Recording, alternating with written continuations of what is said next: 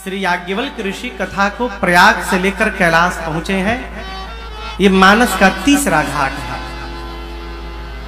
अभी जिन चौपाइयों को हमने और आपने गुनगुनाया, पूज्यपाद गोस्वामी तुलसीदास जी कहते हैं कैलाश कैसा है तो परम रम्य,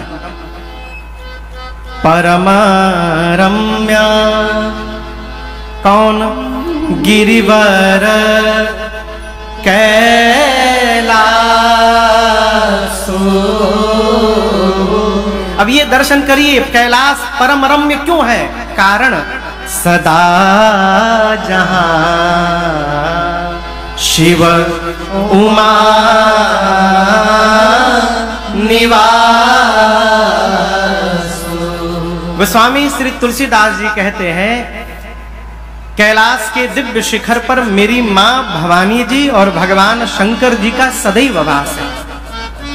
देखिए किसी भी स्थान की दिव्यता और पवित्रता साजो सज्जा से नहीं हो सकती है। स्थान की दिव्यता, भव्यता और पवित्रता वहां रहने वाले लोगों के चिंतन से, विचार से, व्यवहार से होता है। आलीशान महल बना हो, महल के भीतर दिन रात फाइटिंग हो,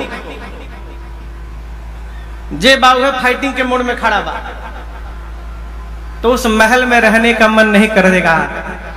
और यदि फूस की झोपड़ी भी हो और वहां दिन रात भगवान का कीर्तन चल रहा हो तो झोपड़ी से बाहर जाने का मन नहीं करेगा। ये कैलाश परम रम्य क्यों है? क्योंकि यहां पर भगवान शंकर जी और मेरी मां पार्वती मैया का सदैव वास है। गोस्वामी जी कहते हैं उस कैलाश के शिखर पर एक विशाल बट का वृक्ष है। बट बट कहे तो बरगद, बट यानी बरगद। पहले के महात्मा लोग, ऋषि लोग बट वृक्ष के नीचे बैठकर भजन किया करते थे। क्यों? बरगद को विश्वास का प्रतीक माना गया है। बट विश्वास अचल निज धर्मा, तीर्थ राज समाज सुकर्मा। बट क्या है? विश्वास का केंद्र है। जिस प्रकार के स्थान पर बैठकर आप व्यवहार करते हैं उस स्थान का प्रभाव आपके और हमारे व्यवहार में लक्षित होता है। पहले के लोग कितने, आप दर्शन करिए, पहले के लोग कितने हमसे अधिक मानसिक रूप से विकसित थे कि घरों में लड़ने के लिए भी कमरा बनाया जाता था। उस कमरे का नाम होता था कोप भवन। कैकेयी मैया महाराज से रूठी तो कहां गई? कोप भवन में जाके बैठ गई। अर्थात लोग पहले की रचना बना के रखते थे कि जीव है, क्रोध हो सकता है, यदि किसी को झगड़ा करना होगा तो घर में नहीं करेगा, कोप भवन में जाके झगड़ा करेगा, जिससे घर का वातावरण दूषित न हो।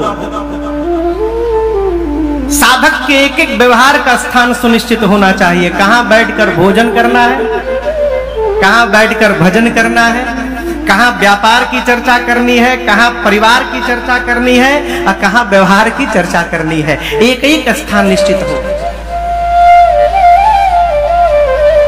आजकल तो भगवान मालिक है, जहां मन कर वही शुरू हो जाइए। बैठने का भी काम नहीं है, खड़े खड़े शुरू हो जाइए। भगवान शंकर बट वृक्ष को देखे। गोस्वामी जी ने इस बट वृक्ष का बड़ा दिव्य वर्णन किया है। ते ही गिरि पर बट बीटप विशाल। परिचय क्या है? नित नूतन सुंदर सब काला। गोस्वामी जी कहते हैं जो बरगद का वृक्ष है नित नूतन है। नित्य नूतन यानी किरण जी नित्य नवीन। उस वृक्ष की दिव्यता पर कभी मलिनता का प्रभाव नहीं पड़ता। आप किसी भी काल में, किसी भी ऋतु में, किसी भी समय जाकर उस बरगद के वृक्ष को देखेंगे तो आपको वो उतना ही नया दिखाई पड़ेगा। ये इस बरगद के वृक्ष की विशेषता है। अब आप कहोगे महाराज ये कैसे संभव? उस वृक्ष पर प्रकृति का प्रभाव क्यों नहीं पड़ा?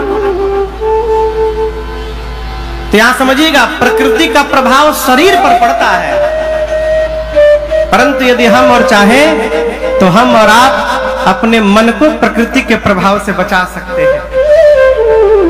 प्रकृति का प्रभाव पड़ेगा तो शरीर वृद्ध हो सकता है, लेकिन यदि हमने साधन कर लिया तो हम अपने मन को वृद्ध होने से बचा सकते हैं। हमारा मन सदैव नवीन बना रह सकता है।